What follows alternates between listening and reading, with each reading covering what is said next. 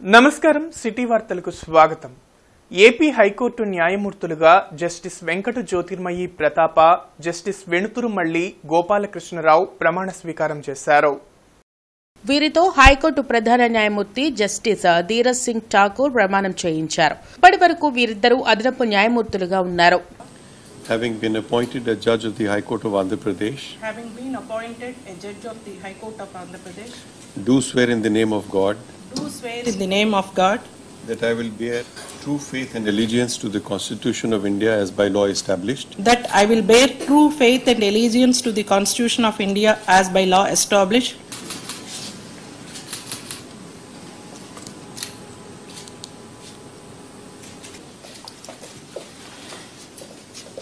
I, Venuturumalli Gopalakrishna, having been appointed a judge of the High Court of Andhra Pradesh, having been appointed a judge of the High Court of Andhra Pradesh, do swear in the name of God, do swear in the name of God,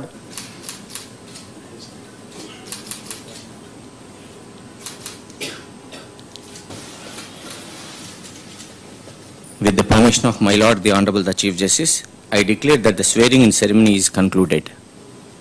తూర్పు నియోజకవర్గ పరిధిలో ప్రగతి పరుగులు తీస్తుందని MLA Mohammed Naseer Ahmed తెలిపారు.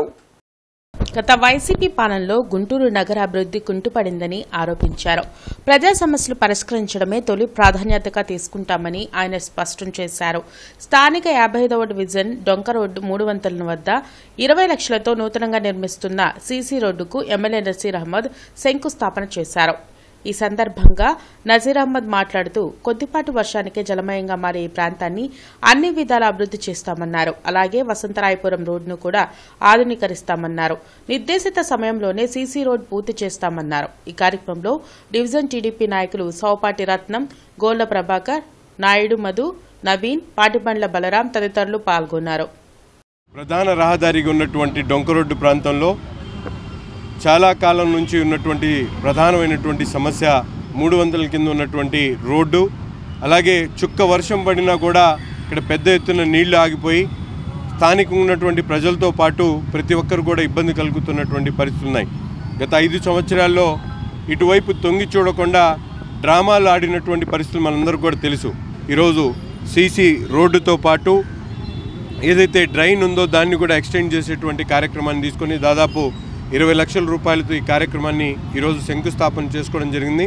ముఖ్యంగా డొంక road ప్రాంతం Amaravati road నుంచి కొత్తపేటకి వెళ్ళేటువంటి ఈ రోడ్డు ముఖ్యంగా 3 వంతెనల కింద ఉన్నటువంటి వాటర్ ఆగకుండాటువంటి పరిస్థితితో పాటు రాబోయేటువంటి రోజుల్లో డొంక రోడ్డు ప్రాంతాన్ని మరింత అభివృద్ధి చేసేటువంటి దిశగా ఏదైతే మెయిన్ బొంగరాల బీట్ రోడ్డు ఉందో దాన్ని కూడా ఎక్స్టెన్షన్ చేసేటువంటి కార్యక్రమాన్ని కూడా తీసుకొని ఈ ప్రాంతాన్ని పూర్తిగా అభివృద్ధి చేసేటువంటి దిశగా ముందుకు సాగుతాం. Koratapadu tank bund walkers association నూతన కార్యవర్గ ప్రమాణ స్వీకారోత్సవం ఘనంగా జరిగింది. అసోసియేషన్ గౌరవ అధ్యక్షులు గాదే రత్నారెడ్డి, అధ్యక్షులుగా అన్నసాని బాజీ, ఇతర కార్యవర్గ సభ్యులు ప్రమాణం చేశారు. ఈ కార్యక్రమంలో ఎమ్మెల్యే గల్లా మాధవితో పాటు జనసేన ప్రధాన కార్యదర్శి బోనపైన శ్రీనివాస్, టీడీపీ నాయకులు మద్దిరాల మేనీ తదితరులు పాల్గొన్నారు. పార్కులతో పాటు వాకింగ్ ట్రాక్ల అభివృద్దికి చర్యలు చేపట్టినట్లు ఎమ్మెల్యే గల్లా మాధవి తెలిపారు. వాకర్స్ కు మౌలిక వసతులు కల్పించేందుకు నూతన కార్యవర్గం కృషి చేయాలని సూచించారు. సంవత్సరం నుంచి విద్యుత్ వెలుగులు లేక రాత్రిపూట వాకింగ్ చేసే వాళ్ళకి ఎంతో ఇబ్బందికరమైన ఈ ట్రాక్ నందు మరియు ఉదయం 4 గంటలకే మన ట్రాక్కి వచ్చేస్తూ ఉంటారు. అందరూ విన్నవించుకుంది మొదటి మాట లైట్లు వెలిగించండి. మేము ఎన్నికైన తర్వాత శాసనసభ్యురాలు శ్రీమతి గల్లా మాధవి గారి దృష్టికి నేను సాయంత్రం తీసుకెళ్ళిన వెంటనే ఏఈ గారు, ఎలక్ట్రికల్ ఏఈ గారు కానీ ఆ కాంట్రాక్ట్తో మాట్లాడి ముందు తక్షణమే 30 లైట్లు ఆదివారం ఎన్నుకున్నాం, సోమవారం సాయంత్రం 30 లైట్లు వెలిగించారు. వెలుగులు మొట్టమొదట ఈ ట్రాక్ నింపి అట్లానే. కాబట్టి కొత్తగా ఎన్నికైనటువంటి కమిటీ సభ్యులకి, పాలకవర్గానికి మొత్తానికి ప్రత్యేకంగా మా తరఫున శుభాకాంక్షలు తెలియజేసుకుంటూ, గతంలో ఏదైతే సీతారామయ్య గారని ఈ ట్రాక్కి మంచి పేరు తీసుకొచ్చారు, ఆ సీతారామయ్య గారు ఎట్లా ఈ ట్రాక్ని మంచి గ్రీనరీ కానివ్వండి, ట్రాక్లో ఉన్నటువంటి ఇబ్బందులను అధిగమించి బాగు చేశారో, వారి సూచనలతో సలహాలతో, అట్లానే కార్పొరేషన్ సంబంధించినటువంటి అధికారుల సూచనలతో సలహాలతో మీరు దీన్ని బాగా అభివృద్ధి చేయాలని కోరుకుంటూ మరొకసారి ఈ యొక్క పాలకవర్గానికి శుభాకాంక్షలు తెలియజేసుకుంటూ ఈరోజు నూతన కార్యవర్గాన్ని ఎన్నుకోవడం జరిగింది. కొత్త కమిటీ రాత్రికి ఫామ్ అవ్వడం జరిగింది. ఇందులో చాలా పెండింగ్ వర్క్స్ ఇప్పటికే మిగిలిపోయి ఉన్నాయి. కమిటీ ఫామ్ అవ్వక ఇంకా వెనకబడిపోయి ఉన్న పరిస్థితి ఏర్పడింది. అయితే చాలా ఫాస్ట్గా ఈరోజు కమిటీ ఏర్పాటు చేసుకున్న వెంటనే కూడా సమస్యల మీద దృష్టి పెట్టాం. అలాగే ఇక్కడ ఉన్న లైట్లని ఫస్ట్ ముందుగా మార్చుకోవడం జరిగింది. అండ్ ట్రాక్కి చాలా సమస్యలు ఉన్నాయి. వాచ్మెన్ సమస్య కానివ్వండి, టాయిలెట్స్, డ్రింకింగ్ వాటర్, జిమ్, అలాగే చిల్డ్రన్ ఎక్విప్మెంట్, ఇట్లా చాలా సమస్యలు ఉన్నాయి. వాటన్నిటినీ ఒకదాని తర్వాత ఒకటి మనం పరిష్కరించాలి.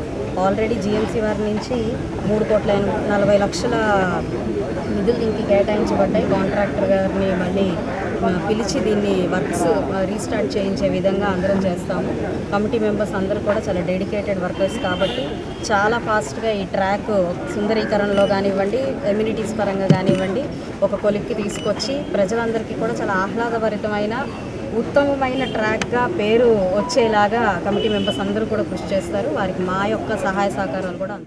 అశోక్ నగర్ 4వ లైన్లోని పోలేరమ్మ తల్లి దేవస్థానం పునః ప్రతిష్ఠా మహోత్సవం వైభవంగా జరిగింది.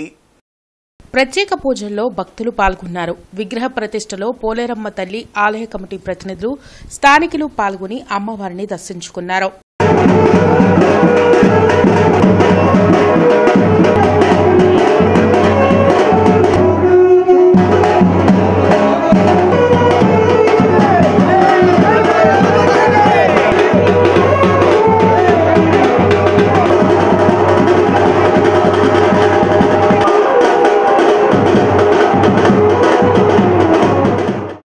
గోరంట్లలోని శ్రీ వెంకటేశ్వర ఆయుర్వేదిక హాస్పిటల్లో భగవాన్ ధన్వంతరి విగ్రహ ప్రతిష్ఠా మహోత్సవం వైభవంగా జరిగింది. ప్రముఖ ఆయుర్వేద వైద్యులు డాక్టర్ కొండా వెంకటేశ్వర్లు ఆధ్వర్యంలో నిర్వహించిన కార్యక్రమంలో ఎమ్మెల్యేలు గల్లా మాధవి, నజీర్ అహ్మద్, పూర్ల రామాంజనేయులతో పాటు బీజేపీ నాయకులు జూపూడి రంగరాజు, ఇతర ప్రముఖులు పాల్గొన్నారు.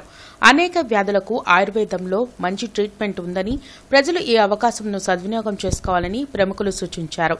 ధన్వంతరి విగ్రహ ప్రతిష్ఠ చేయడం శుభపరిణామమని తెలిపారు.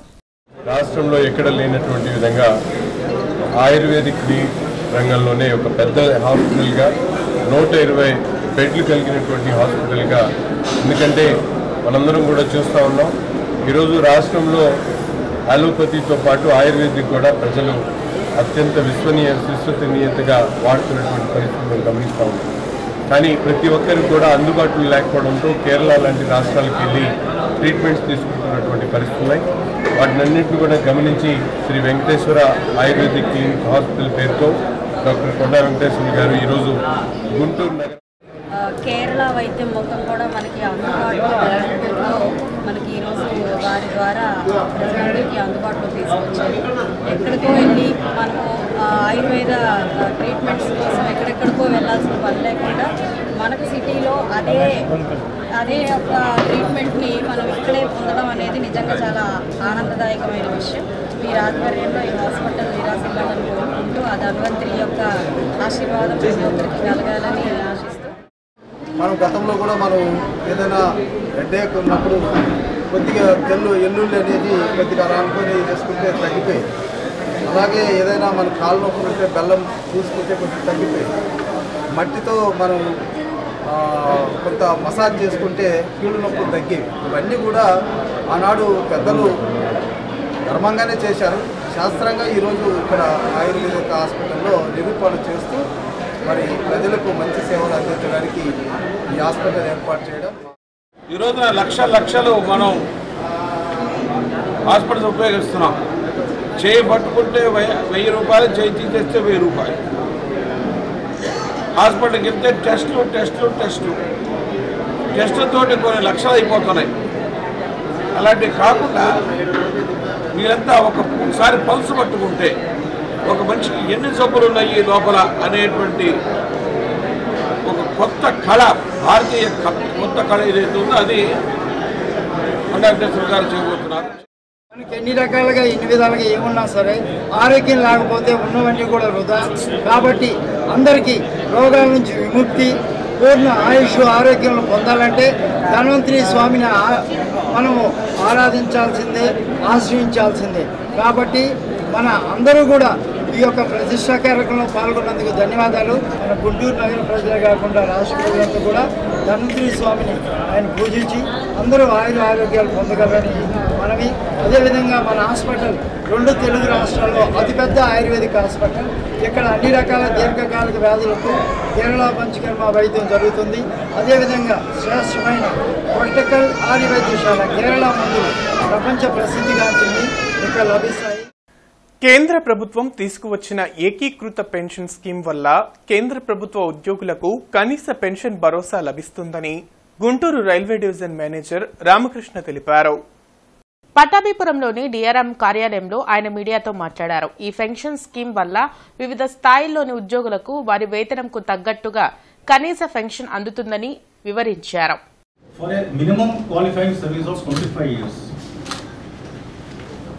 This pay will be proportionate for a lesser service period up to a minimum of 10 years of service. So the qualifying minimum service is 10 years. Point number 2, assured family pension. This is declared at 60% of the pension of the employee immediately before his or her demise. Third point, assured minimum pension, that is at the rate of 10,000 per month on superannuation after minimum 10 years of service. In addition to this, point number 4, inflation indexation is also levied on the assured pension, assured family pension and assured minimum pension. Rudra charitable trust ఆధ్వర్యంలో గుంటూరులో సేవా కార్యక్రమాలు కొనసాగుతున్నాయి. ఇందులో భాగంగా రామరెడ్డి నగర్లో corporation ఆధ్వర్యంలో నిర్మించిన 2 గదులను ఎమ్మెల్యే గల్లామాధవి ప్రారంభించారు. అద్దె ఇళ్లలో ఉండేవారు చనిపోతే ఆ డెడ్ బాడీలను ఇక్కడ పెట్టుకుని అంతిమ సంస్కారాలు నిర్వహించుకునే అవకాశం ఉంటుందని ఎమ్మెల్యే తెలిపారు. ఇది పూర్తిగా ఉచితంగా అందించే సేవ అని, ఫ్రీజర్ను కూడా అందుబాటులో ఇక్కడ ఉంచినట్లు ట్రస్ట్ నిర్వాహకులు సుబాని వివరించారు. అనాథ శవాల్ని సైతం ఆయన దగ్గరికి తీసి ఈరోజు వాళ్ళకి కార్యక్రమాలు జరిపించడం అనేది నిజంగా చాలా గొప్ప విషయం. వారి కుటుంబ సభ్యులు కూడా చెంత చేరలేని విధంగా ఈరోజు డెడ్ బాడీస్ ఉన్న స్థితిగతుల్లో కూడా ఏమాత్రం జంకకుండా వారి టీం అంతా కూడా తీసుకొచ్చి చాలా చక్కగా ఈ కార్యక్రమాన్ని వీళ్ళు నిర్వర్తించడం అభినందనీయం. దానికోసం ఆసరాగా నిలబడే ఈ రూమ్లు ఓపెన్ చేసుకోవడం ఈరోజు మంచి కార్యక్రమంగా భావిస్తూ అది నా ఆధ్వర్యంలో జరగడం కూడా నాకు ఆనందం కలిగిస్తూ ఉంది. దీన్ని చక్కగా సమాజ ఉపయోగానికి, సమాజ శ్రేయస్సు కోసం వాడబడుతూ ఉంటుంది కాబట్టి సొసైటీకి ఉపయోగపడే సంక్షేమ కార్యక్రమం కాబట్టి ప్రజలందరి ఆదరణ అభిమానాలు దీనికి ఉండాలి. అదేవిధంగా దీన్ని కొనసాగించే అంటే ఈ సుబాని గారి ఆధ్వర్యంలో జరిగే దీనికి కూడా వారికి సహాయ సహకారాలు అందించాల్సిందిగా ప్రతి ఒక్కరిని. ఎన్నో చోట్ల సొంత ఇల్లు లేక అద్దె ఇళ్లలో ఉంటూ చనిపోయిన తర్వాత, కుటుంబ సభ్యులు చనిపోయిన తర్వాత వారి శరీరాలను ఎక్కడ పెట్టుకోవాలో తెలియక ఇబ్బంది పడుతున్న వారిని చాలామందిని చూశాము. ఆ నేపథ్యంలో రామిరెడ్డి నగర్ నల్లపాడు రోడ్డు 29వ వార్డులో జిఎంసి వారి ఆధ్వర్యంలో నిర్మించినటువంటి ఈ గదులు ఎమ్మెల్యే గల్లామాధవ్ గారి చేతుల మీద నుంచి ఈ రుద్ర చారిటబుల్ ట్రస్ట్ హోమ్ని జిఎంసి వారి ఆధ్వర్యంలో ఎమ్మెల్యే మాధవ్ గారి చేతుల మీద నుంచి ప్రారంభం చేయడం జరుగుతుంది. ఇక్కడ జరిగేటువంటి సేవలు సంపూర్ణంగా ఉచితమండి. ఇక్కడ ఎవరు మా టీం ఎవరు ఉండరు. ఇక్కడ ఒక కాంటాక్ట్ నెంబర్ ఉంటుంది. ఆ కాంటాక్ట్ నెంబర్కి ఫోన్ చేస్తే అద్దె ఇంట్లో చనిపోయినా, హాస్పిటల్ వద్ద చనిపోయినా అక్కడికి మన రుద్ర ఫౌండేషన్ తరఫున అంబులెన్స్ వెళ్తుంది.